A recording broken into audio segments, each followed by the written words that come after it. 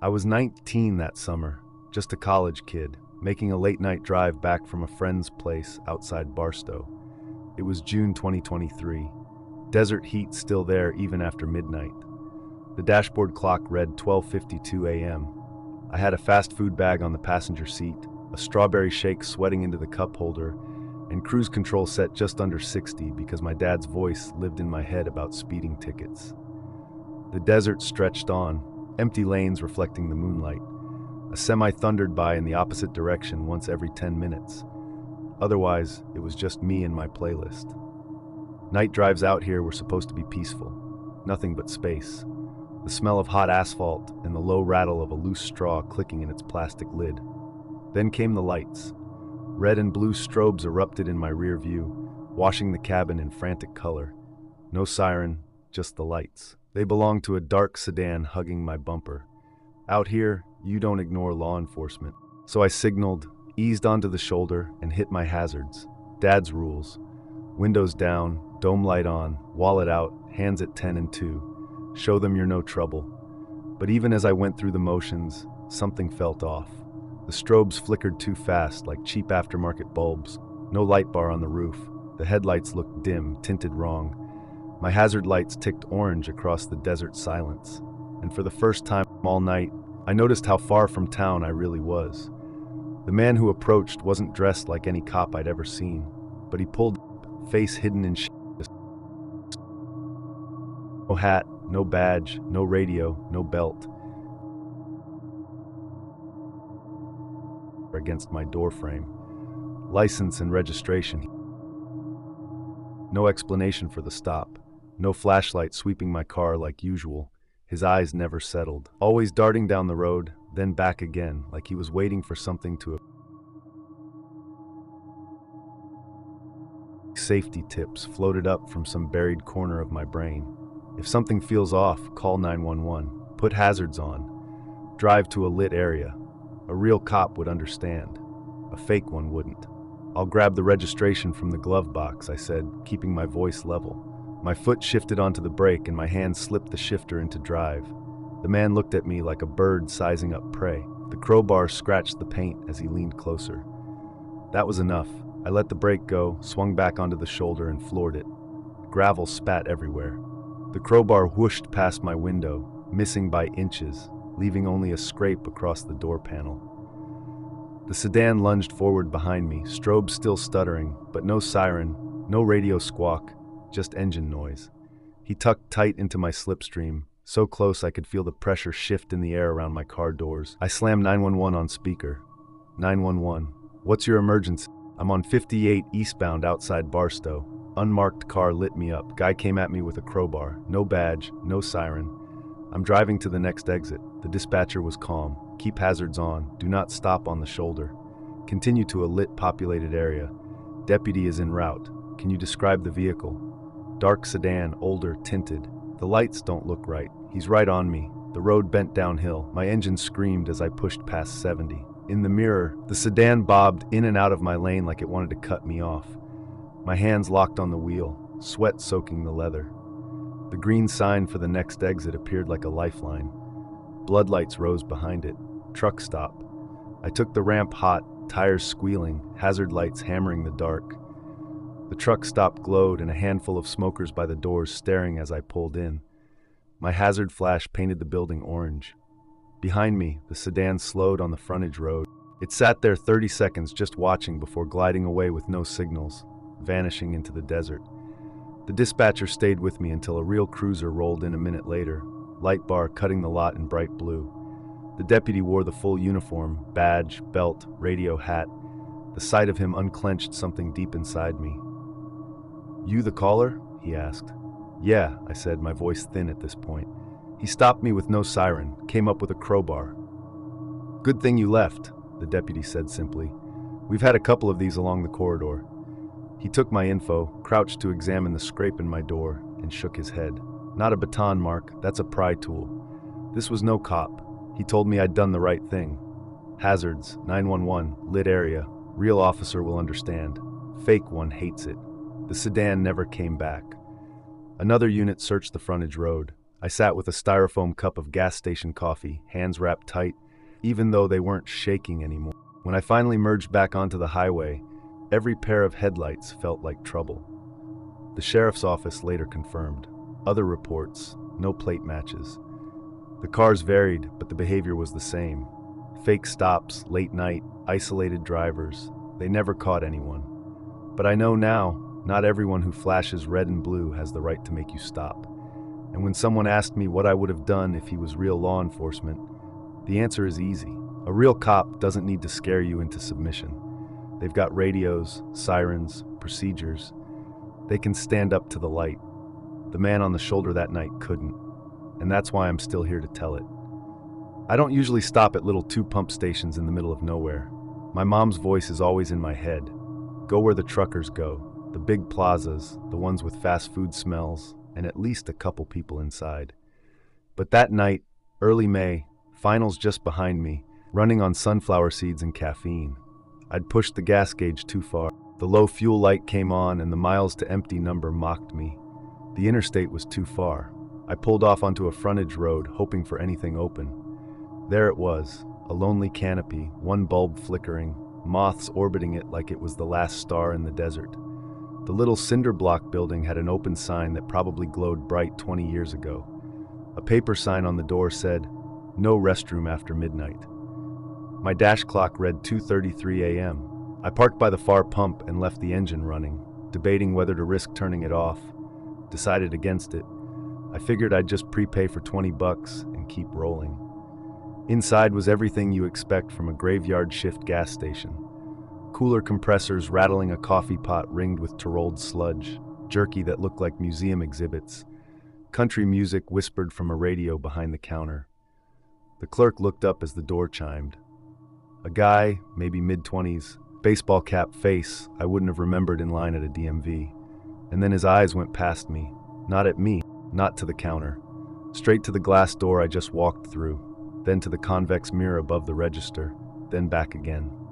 Before I could say a word, he moved fast, hands slapping the metal latch shut. He leaned toward me, barely moving his lips. "Don't turn around." I froze where I stood, hands still in my hoodie pocket. His voice dropped lower. "Get your keys ready. When I open this, you're gonna walk out straight to your car. Eyes forward. Don't look around." My first thought was that he was messing with me, but his hand was flat on the counter, trembling just enough that I could see the tendons twitch. He looked toward the convex mirror. "If you got to see, look there." I shifted my eyes up. The cheap fisheye mirror showed a slice of the pumps outside, my car's rear quarter panel, and a stretch of pavement. In that stretch, something shaped like a person put up face down, completely still. For half a second, I told myself it was a trash can. Then the shoulder rose and fell, breathing. "There's another," the clerk whispered. By your bumper, I scanned the mirror again. Sure enough, another shadow leaning against my trunk, head cocked just enough to show it wasn't an object. That's when the door handle rattled like someone checking if the lock was loose. The clerk tensed up, staring at the latch. "They just tested it," he murmured. "Already called it in. Deputy's not close." My mouth was dry. "What do I?" He cut me off with a shake of his head. "Bob in your hand. Thumb on the panic button if you need it. When I crack this door, you walk. Keep your car between you and them. If they move, I'll bang the glass to pull their eyes." I slid my hand into my pocket, found the keys by feel. My thumb traced the buttons. Lock, unlock, panic. The ring snagged for a second on the seam of my jeans and my chest tightened until I freed it. The clerk looked at me. "Ready?"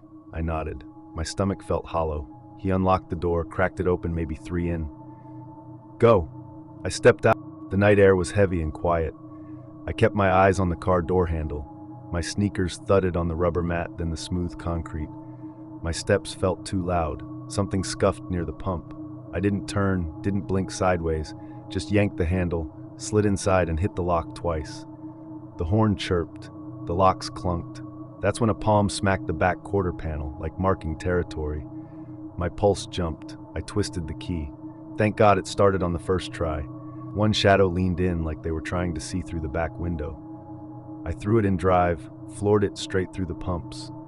Both figures moved, but they didn't chase. They just stood there, fading smaller in the rear view. Inside the station, the clerk was framed in the glass, face pale, hand on the latch again, watching until I hit the frontage road. On the highway, I called 911, voice shaking despite me trying to keep it calm. The dispatcher had me slow down, give the cross street, describe what little I'd seen. 2 men hood up, one maybe wearing a hat, that was all. She told me to head for the nearest truck plaza, stay in a lit area until a deputy met me. When the deputy showed, he took my license, wrote notes, and said, "We've had some reports out here. People hanging around little stations waiting for folks traveling alone." I asked, "Do you think they wanted?" I couldn't finish the sentence. "Could have been opportunistic," he said. "Could have been worse. Hard to say, but you did the right thing. Listened, didn't look back, got in your car." Later that week, the police called to say the station's cameras were too old and grainy, nothing usable, no suspects identified. But the clerk had given his statement. He'd passed along a message. Tell him I'm glad he listened. When I drove past a month later in daylight, the place looked smaller. New bulb in the canopy, new paper sign on the door. I went in for a Gatorade. Different clerk behind the counter. The convex mirror still hung above the register. I caught myself checking it before I stepped back outside. I'll never know exactly what those guys wanted. Maybe a robbery. Maybe something worse. All I know is that a stranger locked a door, whispered for me to listen, and probably saved me from a night that could have gone a whole lot darker. I was 22, moving like someone who thought duct tape was a moving plan. My Mazda was crammed to the ceiling with boxes marked kitchen, books, a crate of tangled cords, and clothes stuffed into a duffel that wouldn't zip. I'd left too late, convinced myself I could cross half the state in one push, and now I was running on gas station coffee and half sleep. The apartment office opened at 9 in the morning. It was past midnight. The plan had become just keep the wheels moving until daylight caught me. The highway had that muted midnight rhythm. Nothing ahead but empty asphalt. I kept imagining unpacking, stacking boxes, bribing someone with pizza to help carry them up the stairs. Every seam in the pavement made the saucepan jab another dent into the book's box behind me. Then the fuel light blinked on. I wasn't in the mood to gamble, so I took the next exit with a gas icon. The billboard promised clean restrooms and fresh donuts, but what I got was a 24-hour stop with 3 working pumps and a store that looked like it had given up on charm a decade ago. I slid up under the lights, left the headlights on, and got out. Then I saw a guy walking fast out of the dark edge of the lot. Wrinkled sport coat, pizza logo t-shirt, unshaven face. He looked like he'd once tried to be presentable and then quit halfway. "Trade me cars," he said like we'd been in a conversation already. I blinked. "Sorry, cars, keys." He pointed at a dented sedan parked at the curb with a mismatched passenger door. "The feds tagged mine. Yours is clean. You're going east, right? Perfect swap." I half laughed, half choked. "Yeah, no." But he didn't move on. Instead, he started circling the back of my Mazda, eyeing the taped boxes like he was shopping. "Where you headed?" "Apartment complex near the stadium. I used to live there." He looked from my license plate to the sticker on my windshield like he was cataloging details. "You alone?" I stepped between him and the trunk. "Not talking about that, man." He smiled. "You'll want the elevator, not the stairs. Those boxes look heavy. That landed like a stone." He shouldn't have known I was moving into an apartment. I hadn't told him. I put the nozzle back, skipped the receipt, and slid into the driver's seat. "Take care," I said through the glass. But he was already drifting back toward his sedan. He didn't get in right away. He killed the headlights, left the engine running, and eased the car toward the exit, just enough to point himself where I'd have to go. I locked my doors, circled wide around the building where I knew the cameras pointed, and pulled out. The sedan rolled onto the road ahead of me, still dark. When I merged onto the highway, he tucked behind me. No lights, just a shape in the mirrors, steady distance. My thumb hovered over my phone. I didn't want to call 911 and sound like a paranoid kid, but his headlights stayed dark, the car matching every move I made. That was enough. I hit call. 911. "What's your emergency?" "Not sure if it's an emergency yet," I said, hearing the edge in my own voice. "Guy at a gas station asked to trade cars. He's now following me." Headlights off. Gray sedan, mismatched door. I'm in a blue Mazda. The dispatcher's tone changed to clip procedure. Windows up, doors locked, don't stop. Drive to the nearest lit, populated place. I've got a unit clearing a stop nearby. Stay on the line. The sedan lingered in my blind spot, close enough that I could hear his engine. I flicked my turn signal like I was heading back onto the interstate. Then at the last second, cut into the hotel entrance and a big awning, glass lobby, and just enough life inside to make me feel like I wasn't alone. I laid on my horn under the awning until the night manager stepped outside with a phone. Across the boulevard, a cruiser was parked at a closed fast food place. Dispatch patched me through, and the officer lit up his bar and swung over. The sedan appeared at the far end of the lot, creeping, no one getting out.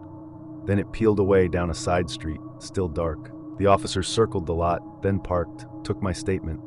Sport coat, mismatched door, the bizarre Trade Me Cars line. He said they'd had calls like this.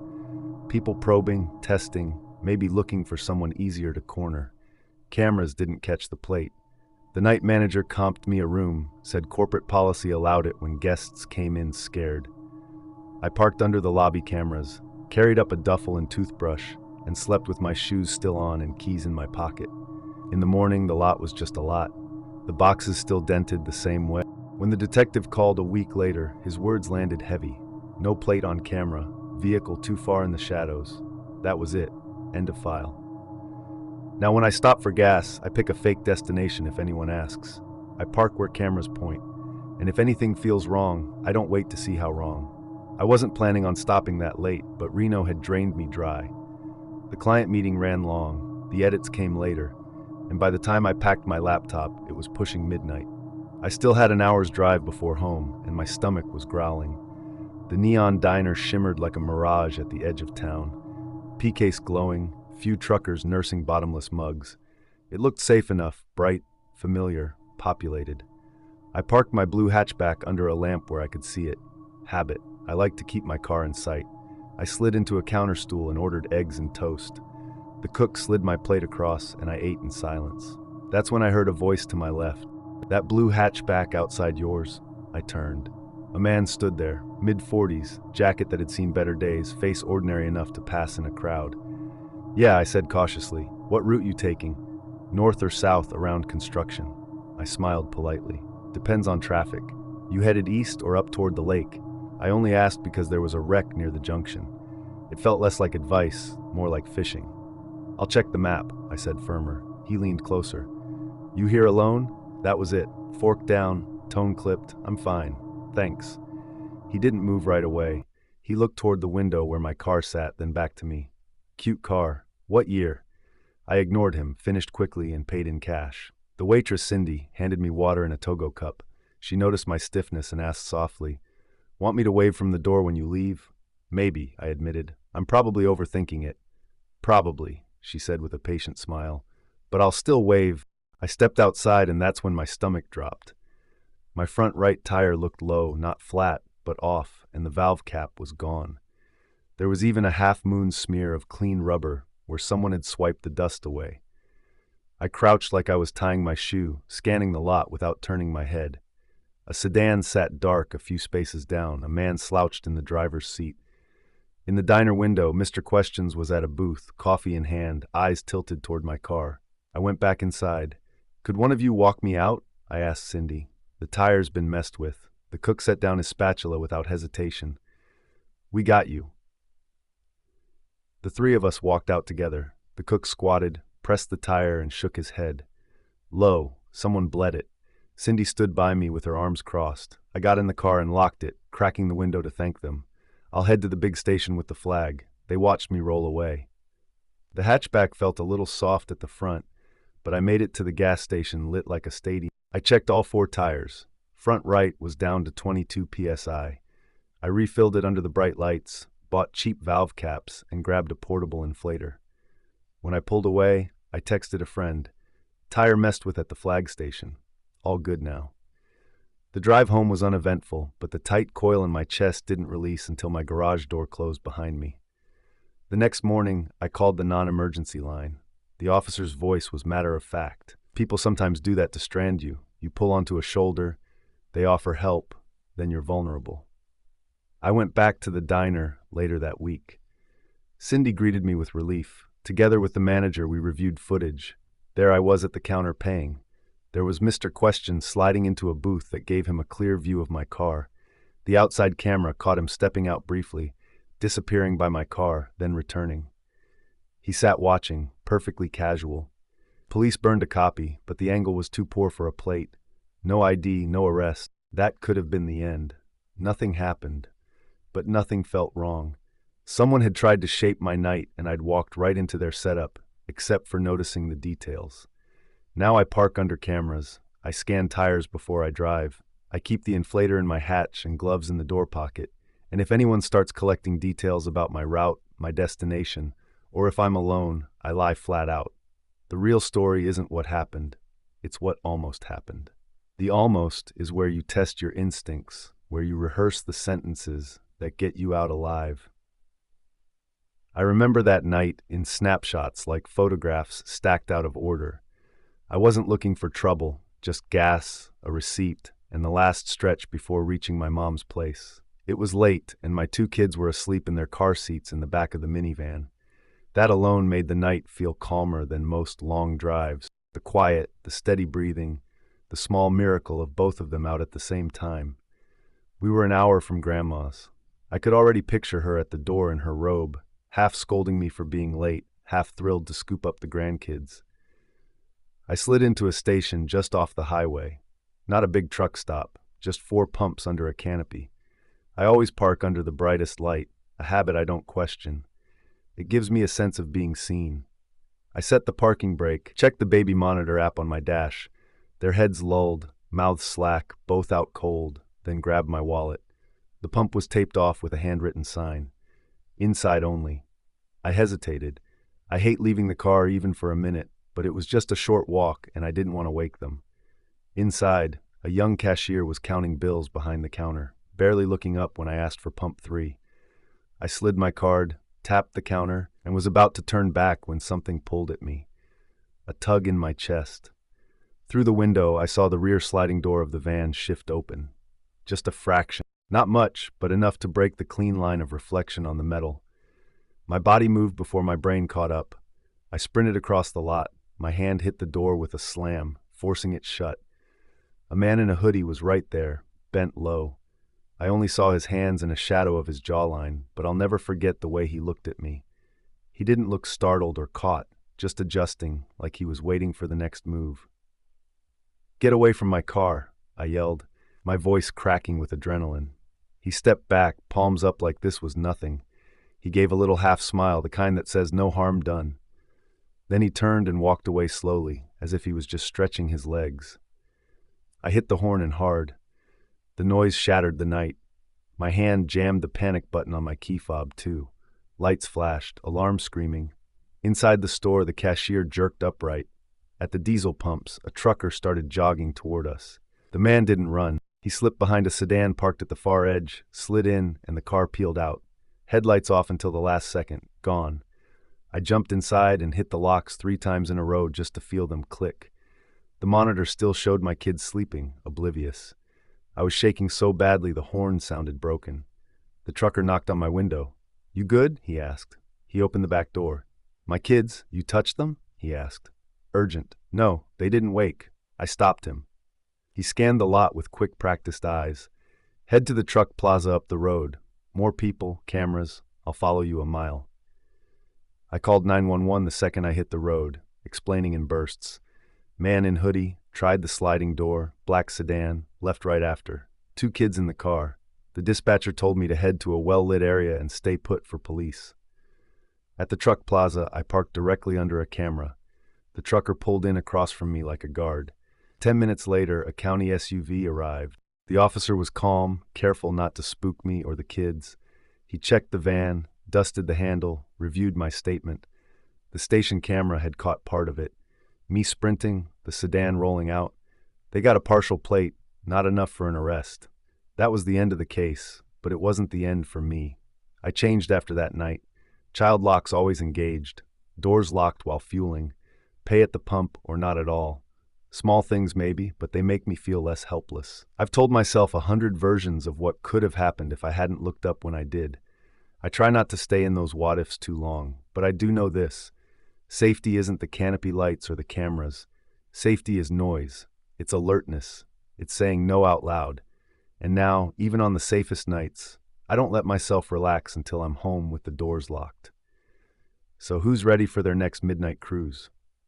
Yeah, me neither. Smash that like button, hit subscribe so you don't miss the next nightmare, and tell me what you'd do if it were you in the driver's seat. But if you really want to know what it feels like when the open road turns into a trap, click now to watch 4 disturbing trucker horror stories. Because what waits at the next stop might not want you to keep driving. Thanks for watching. Stay alert, stay safe, and I'll see you in the next nightmare.